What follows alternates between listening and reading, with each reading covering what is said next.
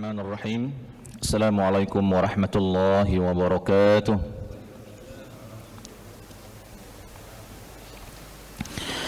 Alhamdulillahi rabbil alamin. Wa bihi nasta'inu ala umuri dunya waddin. Wassalatu wassalamu ala ashrafil anbiya'i wal mursalin sayyidina wa habibina wa syafi'ina wa maulana Muhammadin sayyidil mursalin wa ala alihi wa sahbihi wa sallim taslima. Allahumma rabbana inna nas'aluka ilman nafi'a wa rizqan tayyiba wa amalan mutaqabbala bi rahmatika ya arhamar rahimin. Ma'asyiral muslimin wal muslimat, hadirin wal hadirat, bapak-bapak dan ibu-ibu jamaah salat subuh di Masjid Baitur Rahman, yang mudah-mudahan semuanya dalam limpahan rahmat dan karunia Allah Subhanahu wa taala. Di subuh ini alhamdulillah kita bisa bertemu lagi dan melanjutkan pembacaan kitab Misbahuz Zalam sebagai syarah atau penjelas dari kitab Bulughul Maram. Dan kitab Misbahuz Zalam ini ditulis oleh Kiai Haji Muhammad Muhajirin Amsar. Kalau tidak salah di Juni ini, di awal Juni ini ada haulnya di Jakarta. Saya terdetik nak hadir, cuma belum dipastikan.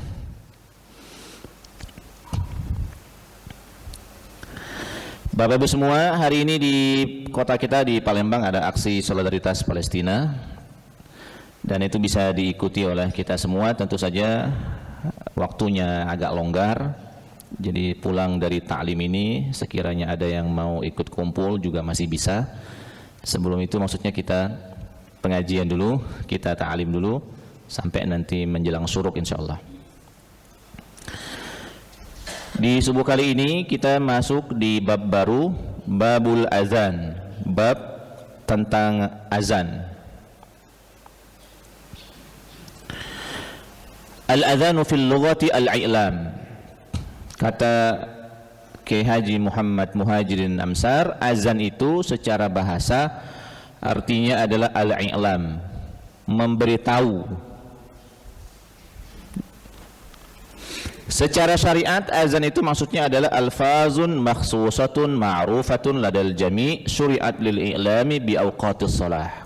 Azan itu adalah lafaz-lafaz yang khusus yang disyariatkan untuk diiklamkan, untuk diperdengarkan, untuk disuarakan, untuk dikasih tahu kepada khalayak ramai bahwa sudah masuk auqatis shalah, sudah masuk waktu sholat. Jadi itu yang dimaksud dengan azan secara syariat. Kalau ada orang berbicara begini, pengumuman besok ada pengajian, ini azan juga sebenarnya, tapi ini azan secara bahasa, bukan secara istilah. Kalau ada yang mengatakan misalnya as-salatu jami'ah, misalnya ya, salat berjamaah sebentar lagi mau dilaksanakan, ini azan juga, tapi ini bukan azan secara istilah. Azan secara istilah itu dengan lafaz-lafaz yang khusus yang tidak bisa dirubah. Nah, Bapak Ibu semua, kapan disyariatkannya azan ini? Azan ini disyariatkan lebih kuat ke pendapat innama kana bil Madinah. Baru disyariatkan di Madinah. Terus di Mekah pakai apa? Di Mekah pakai azan juga, tapi azan secara bahasa. Karena 13 tahun pertama Nabi Muhammad SAW ada di Mekah ini, sifatnya apalagi 3 tahun pertama adalah rahasia, dan 10 tahun berikutnya adalah kerja dakwah yang secara terang-terangan, tapi tetap menjaga beberapa rahasia yang tidak boleh diumumkan, sehingga azan di Mekah cenderung berupa isyarat-isyarat, pengumuman-pengumuman atau kata-kata yang tidak spesifik seperti azan di Madinah. Jadi awal mula disyariatkan secara khusus di Madinah. Nanti ada ceritanya insyaallah. Nah, ini sebagai muqaddimah. Apakah azan hanya diperuntukkan untuk waktu sholat saja? Apakah boleh azan diperluas? Nah, maka dalam hal ini nanti penjelasan dari para ulamanya cukup detail. Tetapi memang di dalam mazhab Syafi'i khususnya, azan ini memang plot utamanya untuk memberitahu orang perihal waktu sholat, tetapi dengan hasil bacaan dari dalil-dalil segala macam, akhirnya dalam mazhab Syafi'i khususnya azan ini nanti bisa berkembang untuk keperuntukan yang lain. Misalnya azan bayi telinga kanan azan dan telinga kiri iqamah. Apalagi misalnya azan orang masyarakat kita ya, azan menempati rumah baru. Ini bukan macak-macak dalam arti dibawa oleh masyarakat awam, bukan, tapi ini ada penjelasannya di para ulama. Masih ada yang azan menempati rumah baru di Palembang ini? Hah? Kalau di Oganilir masih tertradisi azan menempati rumah baru. Yang paling populer azan melepas orang pergi haji. Dulu yang azan itu bapak saya sendiri. Waktu bapak masih di Tulung Selapan, Pak Fadlah, melepas jamaah haji itu pakai azan. Masih ingat, saya masih ingat azan apa ini kan, jam 9 pagi kan, azan apa ini kan. Oh, setelah 1 tahun 2 tahun berikutnya bertemu dengan banyak orang, bertemu dengan berbagai referensi, ternyata ada juga penjelasan dari para ulama seputar azan melepas orang berjalan, terutama musafir ya. Ya, karena perjalanan haji ini jauh, selain dari jauh, lama juga. Jadi ada hal-hal yang seperti itu yang dilakukan oleh masyarakat kita. Kemudian apalagi kalau dalam bab meruqyah misalnya, rata-rata peruqyah itu sebagiannya memulai ruqyahnya dengan azan. Dulu saya pertama sekali belajar meruqyah kecil-kecilan dari guru sendiri, dari alumni Mesir. Ini alumni awal Raudatul Ulum dari Mesir. Diazankan terlebih dahulu. Kalau orangnya kuat, maksudnya kalau fisik orangnya kuat, disuruh berdiri. Nah, saat berdiri nanti tangan kanan ini pegang kepala sini, baru kita azan. Azannya jangan kuat-kuat nih. Azannya azan normal. Allahu Akbar, Allahu Akbar. Biasanya ini tergantung dengan izin Allah Subhanahu wa taala. Belumlah azan itu selesai, lah mulai oleng itu biasanya. Kalau ada isinya ya, lah mulai oleng. Nah, di situ cirinya lemak. Kalau udah oleng sampai la ilaha illallah, berhenti dulu, maksudnya tunda dulu. Mungkin ada situasi dan kondisi yang kurang kondusif, atau mungkin memang tidak ada hal-hal yang sifatnya mencurigakan. Dulu Ustadz Asyhadi, kawannya Ustadz Soleh Sa'ni, alumni pertama Raudatul Ulum Mesir itu angkatannya Ustadz Soleh Sa'ni, Ustadz Toto, Ustadz Asyhadi. Ini 3 alumni awal.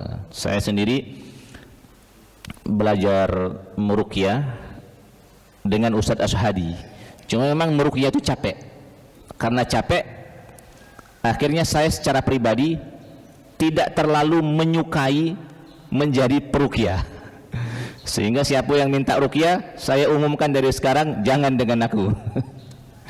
Cari yang lain, yang memang dia seneng, fokus, dan suka meruqyah. Meruqyah itu capek. Jadi ini setelah melalui perjalanan, akhirnya demlah kita nyari yang lain. Maksudnya hal-hal yang memang disenangi untuk dikerjakan. Terakhir saya meruqyah di Jakarta, di komplek tentara waktu itu. Juga aku tukang maco bae. Ini ruqyah masal. Aku tukang maco bae, yang bergerak ke belakang aku dagang aja. Akhirnya aku duduk di sini maco ke naik ruqyah. Kalau ada yang oleng segala macam, itu ada tim lagi yang ngurusi. Nah, itu perkembangan azan. Jadi azan di dalam mazhab Syafi'i, ulama-ulama Syafi'iyah cenderung ada yang membolehkan azan untuk melepas kepergian orang yang berjalan jauh, terutama dalam konteks keindonesiaan. Ini biasanya sebagian masih menerapkan azan untuk melepas orang pergi haji. Ya, sudah perjalanan jauh, lama gitu kan. Terus biasanya juga musim haji itu secara umum ya, apalagi sekarang-sekarang ini ada di musim panas, puncak musim panas. Sekarang saja sudah beberapa diumumkan jamaah haji Indonesia wafat ya. Selain memang umur, faktor tua, juga faktor kondisi. Ini ada orang Prabu Muli yang saya lihat story WA-nya sakit, padahal masih muda ini. Masih muda, belum menikah, sakit. Juga banyak-banyak makan, banyak-banyak minum, banyak-banyak istirahat. Karena sebentar lagi puncak di tanggal 8 atau tanggal 9 gitu. Nah, walaupun terjadi perbedaan penanggalan ya, selama ini cenderung ada kecenderungan putusan Muhammadiyah itu sama dengan Saudi. Ada kecenderungan begitu kan? Nah, tahun ini enggak. Muhammadiyah juga beda. Muhammadiyah sedari jauh mengumumkan 1 Zulhijjah itu kemarin, Sabtu. Padahal pemerintah Saudi mengumumkan 1 Zulhijjah Jumat. Nah, sekarang Muhammadiyah, NU secara ormas dan secara nasional ini berarti kita sama berarti di Indonesia ini. Kecuali nanti individu-individu yang mungkin akan berbeda putusannya, akan berbeda pilihannya. Mungkin ada yang menyesuaikan dengan putusan dari pemerintah Saudi Arabia.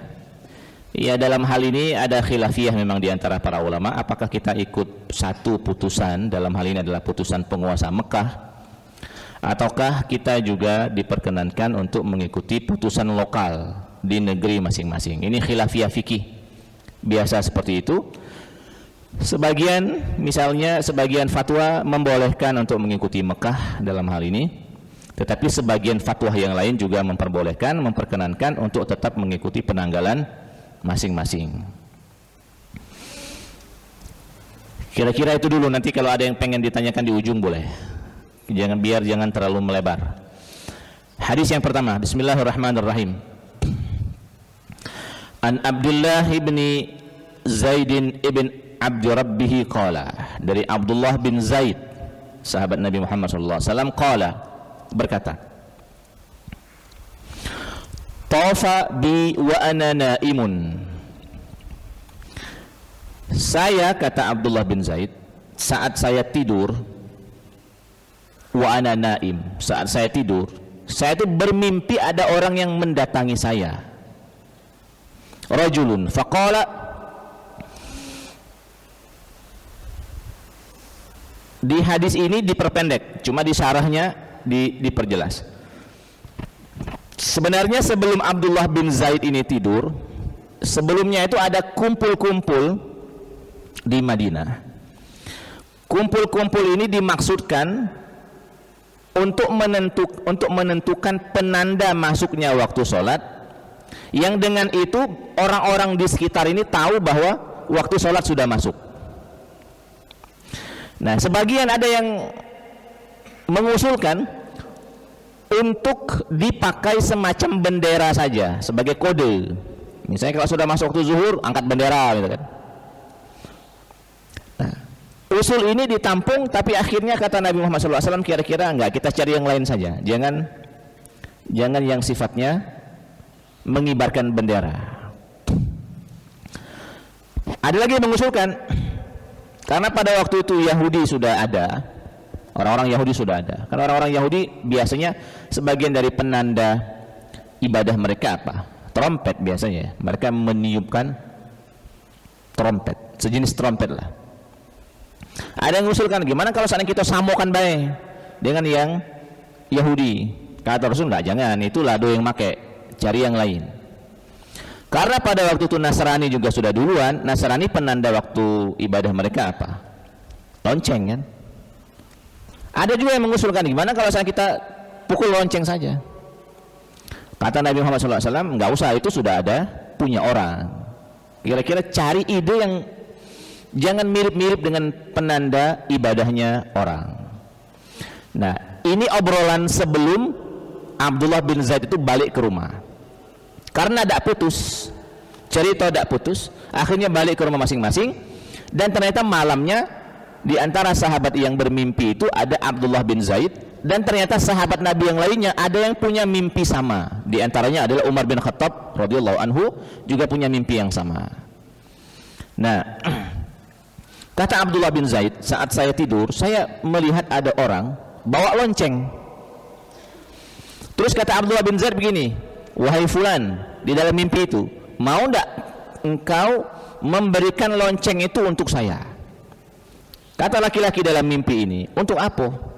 Untuk penanda masuknya waktu sholat kami. Terus kata laki-laki ini, mau enggak saya kasih tahu sesuatu yang lebih bagus dari sekedar ini? Ya mau, kata Abdullah bin Zaid. Nah, maka kata laki-laki itu di dalam mimpi itu, faqala taqulu Allahu akbar, Allahu akbar, Allahu akbar, Allahu akbar, asyhadu an la ilaha illallah, asyhadu an la ilaha illallah, asyhadu anna Muhammadar Rasulullah, asyhadu anna Muhammadar Rasulullah, hayya 'alas shalah, hayya 'alas shalah, hayya 'alal falah, hayya 'alal falah, Allahu akbar, Allahu akbar, la ilaha illallah. Persis seperti kalimat-kalimat azan yang sering kita azankan. Allahu akbarnya 4 kali, asyhadu an la ilaha illallahnya 2 kali, asyhadu anna Muhammadar Rasulullahnya 2 kali, hayya 'alas shalahnya 2 kali, hayya 'alal falahnya 2 kali, Allahu akbarnya 2 kali, la ilaha illallahnya sekali. Berarti 15 kalimat. Kita menyebutnya 15 kalimat. Nah, terus laki-laki itu tidak berhenti di sana saja. Kata laki-laki di dalam mimpi itu, summa taqulu iza aqamtas shalah. Kalau salat sudah mau dimulai, kau ucapkan lagi yang ini. Allahu akbar, Allahu akbar. Asyhadu an la ilaha illallah, asyhadu anna Muhammadar Rasulullah. Hayya 'alas shalah, hayya 'alal falah, qad qamatis shalah, qad qamatis shalah, Allahu akbar, Allahu akbar, la ilaha illallah. Seperti lafaz qomat yang sering kita ucapkan. Nah, untuk diperhatikan, lafaz azan itu atau lafaz iqamat itu adalah asyhadu an la ilaha illallah. Sudah itu asyhadu anna Muhammadar Rasulullah. Maksudnya secara redaksi tidak ada wa. Karena sebagian yang saya dengar kadang-kadang ada wa. Asyhadu an la ilaha illallah wa asyhadu anna Muhammadar Rasulullah. Enggak, satu-satu, siko-siko. Asyhadu an la ilaha illallah titik, asyhadu anna Muhammadar Rasulullah titik. Kalau ditambah wa berdosa enggak? Enggak berdosa. Cuma redaksi aslinya enggak ada wa. Asyhadu an la ilaha illallah, asyhadu anna Muhammadar Rasulullah. Nah, setelah itu karena Abdullah bin Zaid ini merasa bahwa mimpi ini adalah ketersambungan dari diskusi yang tadi disebutkan, akhirnya buru-buru setelah itu dia bertemu dengan Nabi Muhammad SAW. Diceritakan, wahai Rasul, aku bermimpi ini. Kata Nabi Muhammad SAW, innahu la ru'yal haqq, innaha la ru'ya haqq insyaallah. Ini, kata Nabi, mimpi yang benar, mimpi yang benar. Nah, kata Nabi, kau ajarkan kalimat ini dengan Bilal, suruh dia azan. Kau ajarkan kalimat ini dengan Bilal, suruh dia azan. Ada yang nanya, ngapo Nabi nak nyuruh Bilal nian, ngapo tidak Abdullah bin Zaid bay? Ada 2 alasannya. Satu, ada yang mengungkapkan Abdullah bin Zaid ini tidak lemak badan. Tidak lemak badan. Jadi walaupun tidak lemak badan, masih sempat beliau ini ke masjid, melok musyawarah kecil-kecilan ibaratnya ya. Kemudian pas balik menemukan solusi, masih sempat ke masjid. Mungkin dalam lemak badan itu mungkin suara serak segala macam kan. Ini alasan yang pertama. Ya, alasan yang kedua karena memang Nabi Muhammad SAW menyukai suara Bilal. Suara Bilal ini anda itu ahsan. Suara Bilal ini bagus. Makanya diminta Bilal bin Rabah. Nah, saat Bilal azan, Allahu Akbar, Allahu Akbar. Saya juga tidak tahu cak mana nadanya ya, nada Bilal bin Rabah dulu. Pokoknya Allahu Akbar, Allahu Akbar. Saya itu pernah melihat film ilustrasi yang seperti ini. Jadi saat mendengar Allahu Akbar, masyarakat kiri kanan ini kan merasa asing kan. Tapi bagi sahabat Nabi yang lain yang juga punya mimpi yang sama, termasuk Umar bin Khattab. Kata Umar bin Khattab dari rumah, ngapa suara yang aku juga mimpi semalam ini? Jadi Umar bin Khattab itu keluar rumah sambil ngeret baju yang masih belum terlalu rapi, jubah gamis yang masih belum terlalu rapi itu, sambil berlari. Dia penasaran, ini siapa yang ngajarkan dan siapa yang mengucapkan suara-suara itu. Datang ke masjid, kata Umar bin Khattab, wahai Rasul, aku juga punya mimpi yang sama. Ternyata sahabat lain sebagiannya juga punya mimpi yang sama seputar azan ini ya. Nah, sejak saat itulah akhirnya azan ini dipatenkan, diresmikan menjadi penanda masuknya waktu sholat. Nah, dulu saat Bilal bin Rabah azan, satu ya, azannya tidak pakai mikrofon, itu yang pertama ya. Yang kedua, Bilal bin Rabah itu meletakkan kedua jarinya di telinga. Jadi begini, tidak tahu apakah jari ini yang dimasukkan atau jari mana, tapi biasanya ya, nak lemak itu jari ini kan, dua kini. Yang ketiga, saat hayya ala sholah, hayya ala falah, itu Bilal bin Rabah hayya ala sholahnya ke kanan, hayya ala falahnya ke kiri. Jadi memang hal-hal yang saya pribadi temui sedari kecil yang dilakukan oleh masyarakat kita itu jangan bawaan suuzon dulu gitu kan.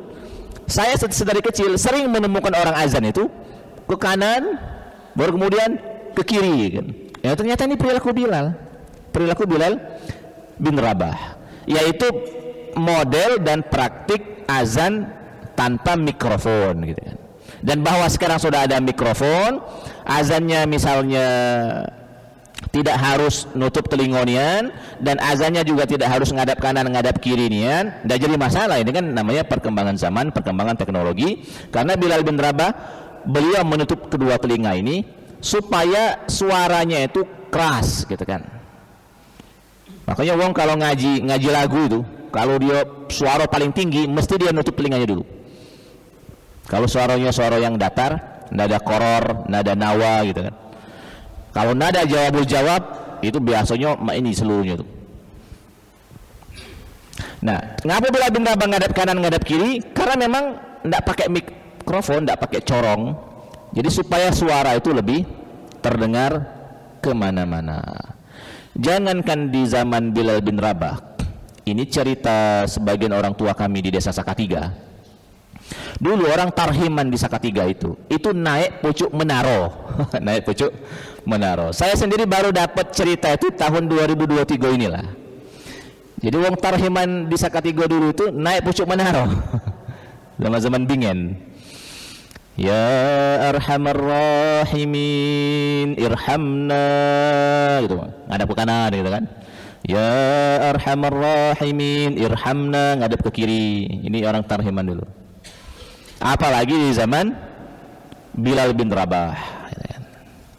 Ini jauh 1400 tahun yang lalu gitu. Nah, Bapak Ibu semua, itu syariat azan awal ceritanya. Dan akhirnya sampailah azan versi riwayat Abdullah bin Zaid ini ke kita dengan 15 kalimat tadi ya, dengan 15 kalimat. Nah, sekarang hadis yang kedua. Wa an Abi Mahzura radhiyallahu anhu, dari Abu Mahzura radhiyallahu anhu, anna an-nabiy sallallahu alaihi wasallam allamahu al-adhana fa dzakara fihi at-tarji', akhrajahu Muslim.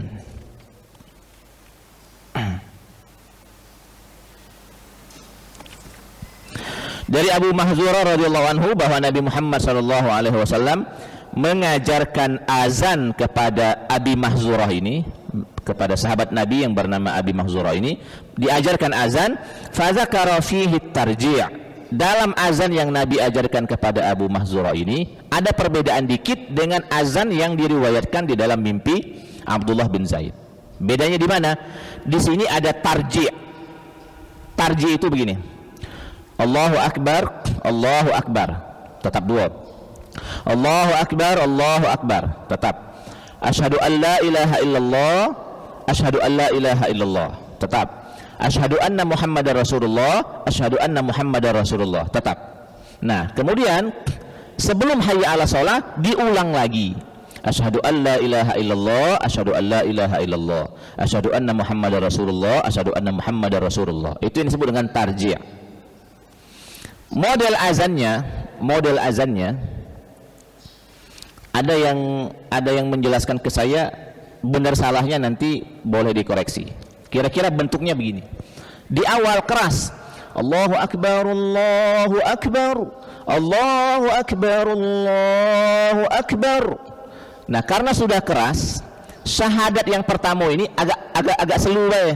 Asyhadu an la ilaha illallah, asyhadu an la ilaha illallah, asyhadu anna Muhammadar Rasulullah, asyhadu anna Muhammadar Rasulullah. Baru kemudian asyhadu an la ilaha illallah, asyhadu an la ilaha illallah, asyhadu anna Muhammadar Rasulullah, asyhadu anna Muhammadar Rasulullah. Nah, baru kemudian hayya 'alas shalah dan seterusnya. Nah, karena ada tarji' tadi, maka riwayat Abu Mahzura ini, kalau riwayat pertama tadi kalimat-kalimat azan itu 15, di sini tambah 4, jadi kalimat azannya 19. Dan yang 19 ini saya belum pernah secara pribadi mendengarnya. Maksudnya mendengar prakteknya. Nah, ada yang mengatakan at-tarji'u amalu ahli Makkah. Ada yang mengatakan model azan yang 19 kalimat ini azan Mekah, dan model azan yang 15 kalimat tadi itu azan Madinah. Ada yang mengungkapkan seperti itu. Tetapi dalam prakteknya, kalau kita dengar di Masjidil Haram sampai saat ini, azannya sama baik, 15 kalimat juga. Azan di Masjid Nabawi 15 kalimat juga. Nah, cuma tidak tahu kalau seandainya syahadat yang pertama ini dijauhkan dari mic misalnya, itu yang belum kita dapat. Apa misalnya Allahu Akbar, Allahu Akbar, Allahu Akbar, Allahu Akbar, habis itu dia narik napas, dijauhkannya dari mic kan? Baru kemudian dia asyhadu an la ilaha illallah, asyhadu an la ilaha illallah, asyhadu anna Muhammadar Rasulullah, asyhadu anna Muhammadar Rasulullah. Kemudian mic-nya misalnya di lagi misalnya kan. Nah, itu Allah taala alam bisawab. Cuma kalau kita lihat misalnya beberapa azan di YouTube misalnya kan, itu nampaknya tidak ada juga itu kan. Atau di Indonesia secara umum menggunakan riwayat yang pertama. Jadi dalam azan itu sekurang-kurangnya kita subuh ini dapat 2 versi. Versi 19 kalimat, versi 15 kalimat. Atau kita balik, versi 15 kalimat ini yang paling banyak diazankan oleh masyarakat kita, yang sampai kepada kita, yang ditalkin oleh guru-guru kita, yang diajarkan di pengajian-pengajian, di kelas-kelas. Kemudian versi yang kedua azan 19 kalimat. Nah, yang mana baik dipakai boleh. Cuma kalau kita lah familiar memakai 15 kalimat, saya kira yang 15 kalimat saja yang dipakai. Yang 19 kalimat itu cukup menjadi pengetahuan saja. Jadi itu yang disebut dengan at-tarji', atau sebagian yang lain menyebutnya at-tarbi'. Dua istilah yang hampir mirip menunjukkan makna yang sama.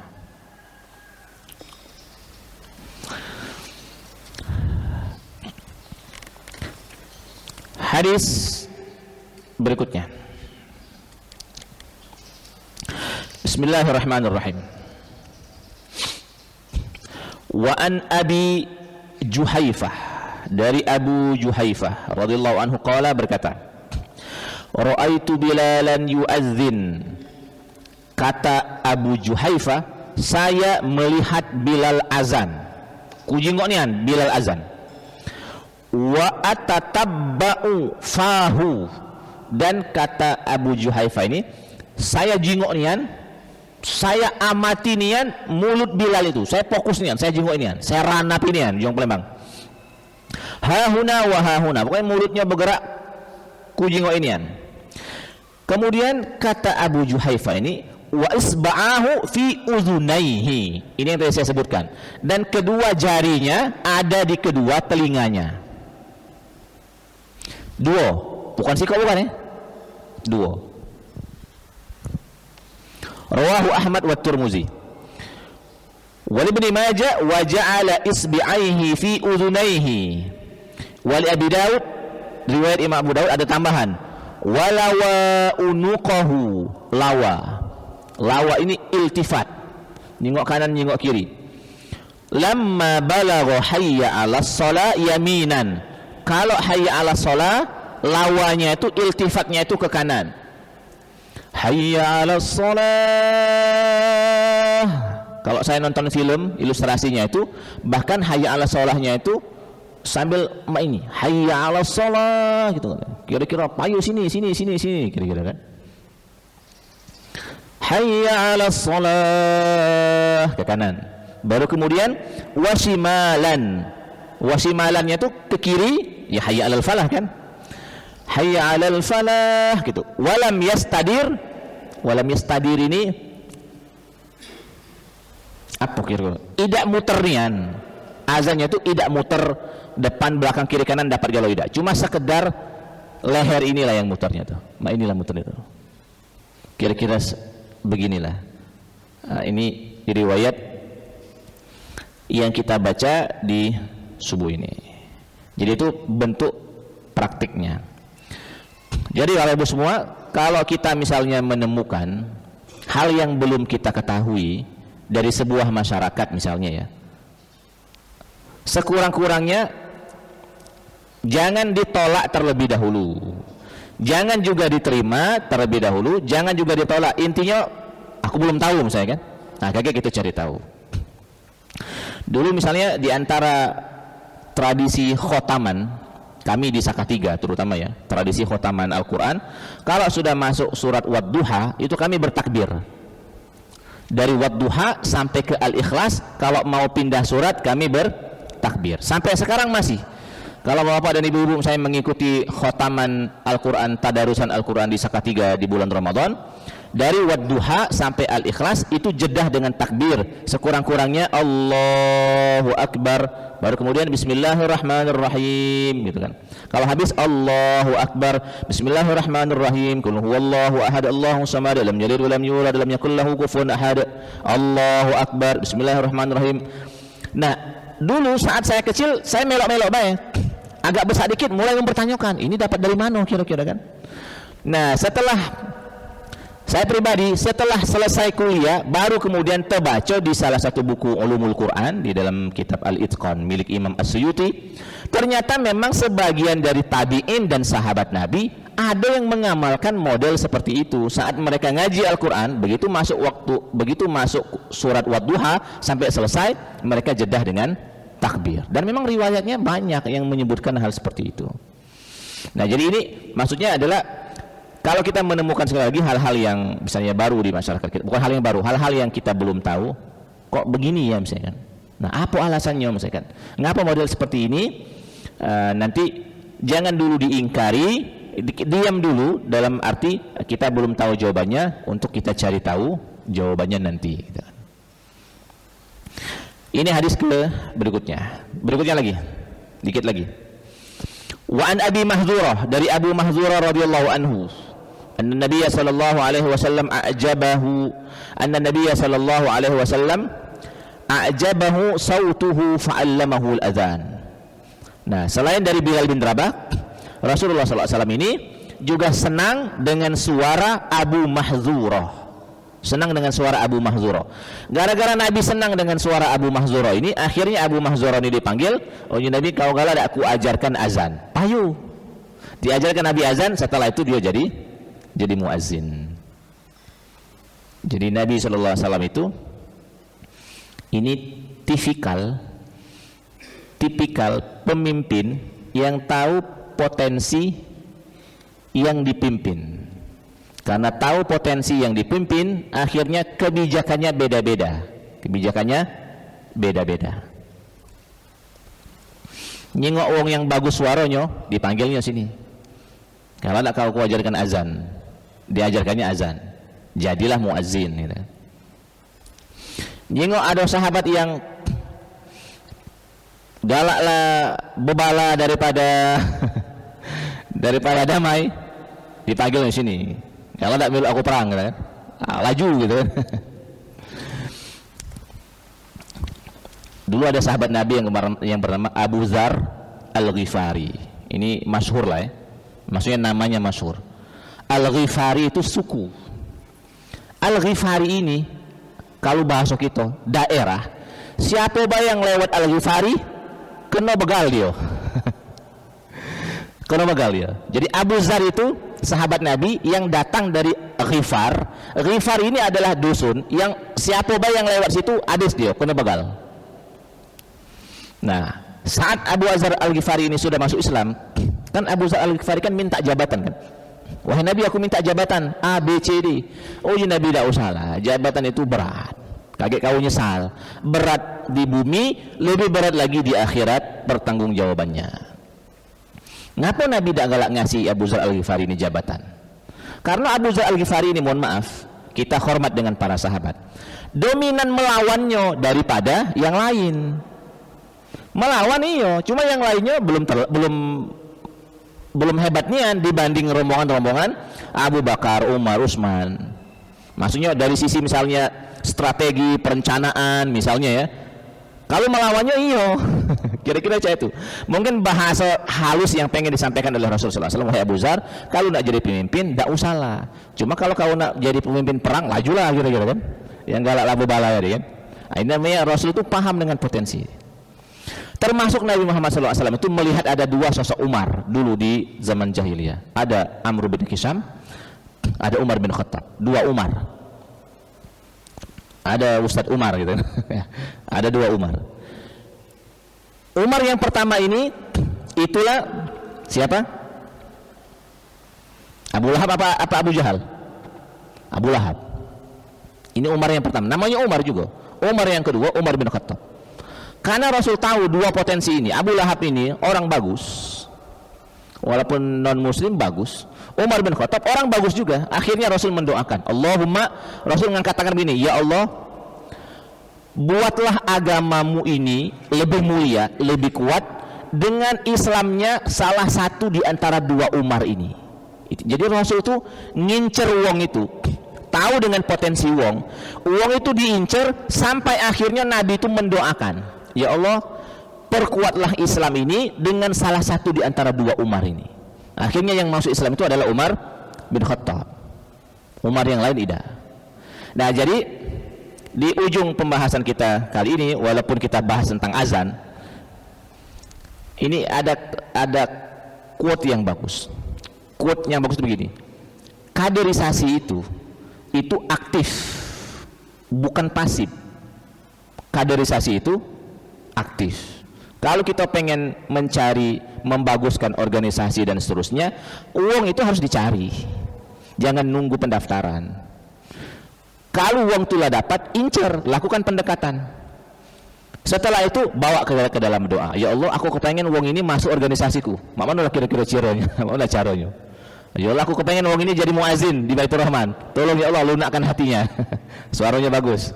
Ya Allah, aku kepengen beliau ini jadi imam di Baitur Rahman. Tolong ya Allah, lunakkan hatinya supaya mau misalnya istiqomah di Baitur Rahman. Begitu seterusnya. Jadi ini hal-hal faidah-faidah yang berseliweran dari hadis-hadis Rasulullah SAW. Kira-kira itu dulu ma'asyiral muslimin wal muslimat yang bisa saya sampaikan di kesempatan ini. Di HP saya jam 6 tepat, sama ini juga jam 6 tepat. Jika memang ada hal yang sangat mendesak untuk ditanyakan, boleh, tapi jika memang bisa ditunda, kalau ada yang mau hadir aksi juga diperkenankan. Kami persilakan sebelum kita istirahat.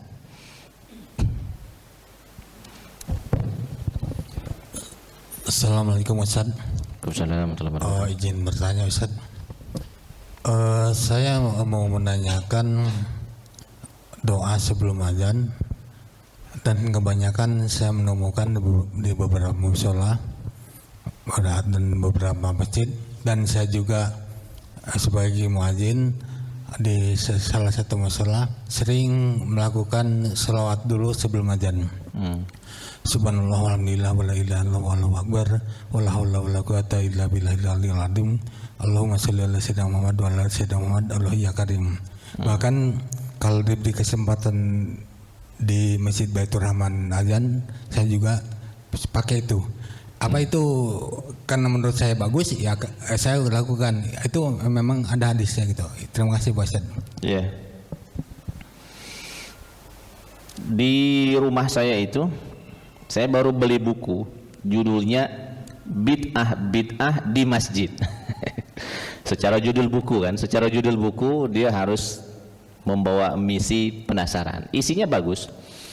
Cuma saya yang Bapak tanyakan ada di buku itu, tapi di poin itu belum saya baca lengkap. Jadi sementara waktu ini jawaban sementara. Bersalawat kepada Rasul sallallahu alaihi wasallam, bertasbih, bertahlil, bertahmid itu boleh di mana saja, boleh kapan saja. Dalil umumnya banyak. Dalil umumnya banyak. Seperti misalnya dalil di awal Zulhijjah ini, fa'aksiru fiha at-takbir wat tahlil wat tahmid. Di awal-awal bulan Zulhijjah ini banyak-banyaklah bertakbir, banyak-banyaklah bertahlil, banyak-banyaklah bertahmid gitu kan. Kapan dan di mananya? Kalau perintahnya umum, kapan dan di mananya terserah. Termasuk misalnya kalau kita meletakkan takbir tahmid itu di sebelum azan. Sama juga bersalawat. Ya ayyuhallazina amanu shallu alaihi wa sallimu taslima. Allah dalam Al-Quran ini tidak menyebutkan kapan waktu bersalawat. Karena tidak menyebutkan kapan waktu bersalawat, bisa kapan saja, termasuk bisa sebelum azan.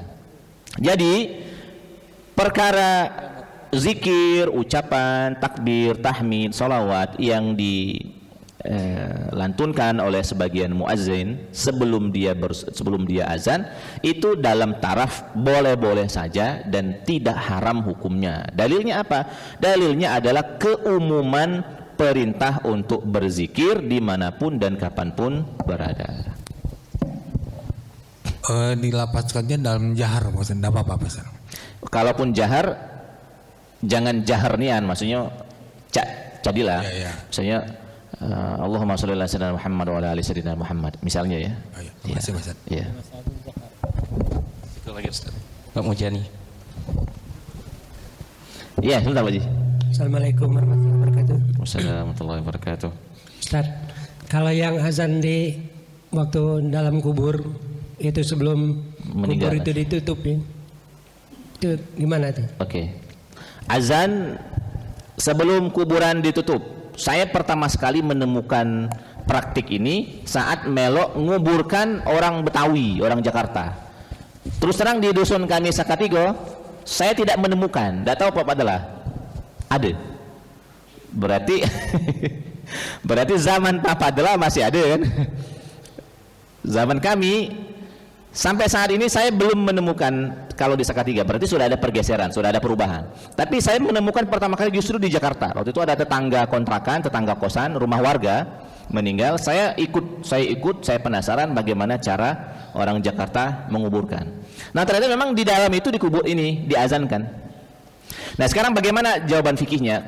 Jawaban fikihnya di internal mazhab Syafi'i sendiri ada khilafiyah. Jadi ini bukan khilafiyah antar mazhab, tapi ini justru khilafiyahnya di dalam mazhab Syafi'i sendiri.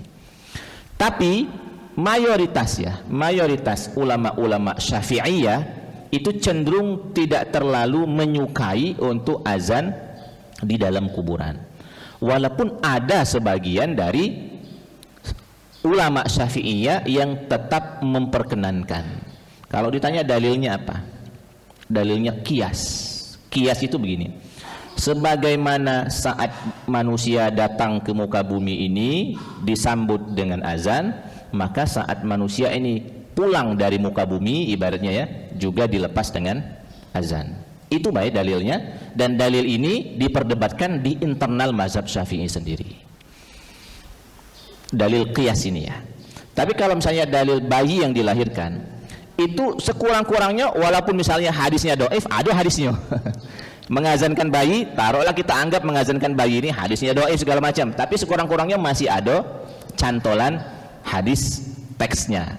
Tapi kalau mengazankan di kuburan itu menggunakan qiyas, sebagaimana di awal disambut dengan azan dan kalau dia pulang juga diantar dengan azan. Jadi dalam hal ini saya kok lebih cenderungnya nggak usah saja, walaupun ini perkara khilafiyah. Bahwa misalnya ada tuan rumah yang minta azankan, azankan. Cuma kalau kita yang misalnya kita diserahkan untuk menguburkan jenazah, tuan rumah tidak nak minta ngazankan segala macam, nggak usah gino diazankan. Kalau by permintaan jadi baik. Tapi kalau seandainya tidak katik permintaan, kurasa tidak usah, tidak apa-apa. Karena lebih simpel lebih bagus. Lebih simpel lebih bagus. Ini dulu. Assalamualaikum warahmatullahi wabarakatuh. Assalamualaikum warahmatullahi wabarakatuh. Kalau di Mekah itu atau di Madinah itu kan sebelum subuh itu ada azan 2 kali, Iya, azan. 1 jam sebelum waktu subuh, dan itu lazim. Tapi kalau di kita di Indonesia ini agak kurang lazim itu. Nah, apa dalilnya itu yang pertama, Pak Ustaz? Oke. Yang kedua, beberapa kasus sebenarnya ada kasus tertentu di musola atau masjid itu karena kunci misalnya atau terlambat datang, azannya tuh Terlambat. 10 atau 15 menit setelah waktu sholat masuk, itu masih lebih baik azan atau enggak usah? Karena ada yang berbeda, enggak usah lagi, kita udah terlambat. Ada apa azan katanya? Mana yang lebih baik, Pak Ustaz? Terima kasih. Assalamualaikum warahmatullahi wabarakatuh. Assalamualaikum warahmatullahi wabarakatuh. Baik, memang di Mekah dan di Madinah dari zaman Rasul Shallallahu Alaihi Wasallam masih ada sampai sekarang masih ada tradisi azan 2 kali, khususnya di waktu subuh. Nah ini kalau tidak salah pernah saya singgung di sini beberapa minggu yang lewat. Saya juga termasuk akhirnya yang penasaran, kenapa di Indonesia ini atau di Sumatera Selatan ini atau secara khusus di dusun kami yang kiai lulusan Mekah itu banyak, belasan, dan yang belasan ini bukan kiai ece-ece juga, kiai pakam galau ini, lulusan Darul Ulum, lulusan Saulatiyah, lulusan Al-Falah. Kok ngapalah kiai-kiai kita dulu tuh tidak membawa tradisi ini? Nah, saya menduga-duga tetap husnuzon dengan alasan-alasan seperti ini. Satu, untuk mencari tukang azan 1 jam sebelum subuh itu tidak mudah. Tidak mudah kan? Siapa yang azan itu kan? Jam 3 itu. Di zaman itu kan tukang azan. Apalagi kalau seandainya musolanya dikunci misalkan. Tidak mudah. Karena itulah akhirnya susah untuk dijalankan. Nomor 2, akhirnya solusinya nomor 2, karena maksud azan yang pertama ini, secara maksud dan tujuan azan pertama ini adalah membangunkan orang supaya bangun sebelum subuh. Yang nak puasa dia baca sahur, yang nak tahajud dia baca lanjut tahajud. Nah, dengan tujuan, jika tujuan azan pertama itu adalah model demikian, maka ini bisa diganti dengan model tarhiman. Makanya di kita ini adanya tarhiman. Dia lafaznya lebih ringan, bukan lebih ringan. Dia secara waktu lebih ringan, 15 menit sebelum subuh. Yang orang kalau dibangunkan jam ini masih sempat untuk sahur. Yang orang kalau bangun di jam ini masih sempat lah tahajud walaupun 2 rakaat, kira-kira seperti itu. Nah, akhirnya gantinya itu tarhiman di orang kita ini. Nah, yang ketiga, karena orang kita ini senang bersenandung ya. Ini kalau dalam istilah sastra Arab disebut dengan ibtihal.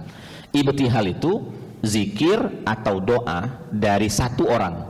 Zikir atau doa dari satu orang yang disenandungkan, itu namanya ibtihal. Ya arhamar rahimin irhamna, itu ibtihal namanya. Zikir atau doa yang disenandungkan tanpa alat musik, murni suara saja. Nah itu ini dugaan-dugaannya. Yang lainnya saya tidak tahu. Nah sekarang kalau ada yang nanya, boleh tidak kalau kami nak bikin azan 2 kali? Jawabannya boleh-boleh baik. Cuma sebelum dimulai, lakukanlah dulu mukaddimah yang cukup banyak. Misalnya buat majelis, misalnya kalau dia di dusun ya, kalau dia di desa, seluruh masjid dan seluruh musola yang ada di desa ini harus kasih dulu majelis taklim, temanya azan 2 kali sebelum subuh. Setelah itu misalnya di Jumat diumumkan lagi. Setelah itu bila perlu masing-masing rumah disurati lagi, kita bakal melakukan azan 2 kali mulai tahun 1446 misalnya ya. Nah setelah itu baru azan 2 kali. Boleh itu kalau seandainya mau dilakukan. Terutama sebenarnya ini kalau di pesantren-pesantren yang dia jauh dari pemukiman warga misalnya, sebenarnya boleh-boleh saja dilakukan azan 2 kali. Nah ini boleh menjadi pertimbangan. Maksudnya sangat urgen atau tidak terlalu urgen. Itu yang pertama. Yang kedua, musola tutup segala macamnya, akhirnya azannya terlambat 5 menit 10 menit. Apakah lebih bagusnya tetap azan atau gimana? Yang paling bagus tetap memulai sholat 5 waktu khususnya di masjid dan musola dengan azan di masjid dan musola. Tinggal lagi kalau seandainya sudah lewat 10 menit, pilihannya pakai mic dalam. Cuma biasanya kalau musola di dusun itu mic-nya cuma siko, mic luar. Kalau seandainya mic-nya mic luar, boleh tidak tetap diazankan? Boleh baik tetap diazankan, tapi suara azannya jangan kenceng-kencengnya. Allahu Akbar, Allahu Akbar, gaya selu kan? Karena mata lambat, gaya selu ya. Kalau gayanya gaya tidak selu, kita khawatirnya kayak merusak mood warga di sekitar. Mau mana musola ini gitu ya. Lah 10 menit oh katanya di rumah kan apa baru azan ini kan. Seperti itu. Terakhir Pak Haji, monggo Pak Haji. Mas Ustaz, tadi ada pertanyaan tetangga nanya sama saya nggak bisa jawabnya. Jadi saya suruh tanya dia nggak mau. Kenapa Nabi hanya mendoakan 1 Umar katanya? Kenapa nggak 2 Umar? Oh, Assalamualaikum. Itu jawabannya saya tidak tahu. Iya, memang. Ngapa lah tidak doa? Ya Allah, aku tuh kepengen 2 ini, nah masuk Islam galau kan? Ngapa cuma diminta salah satu? Saya tidak tahu. Redaksi teks Arabnya memang salah satu.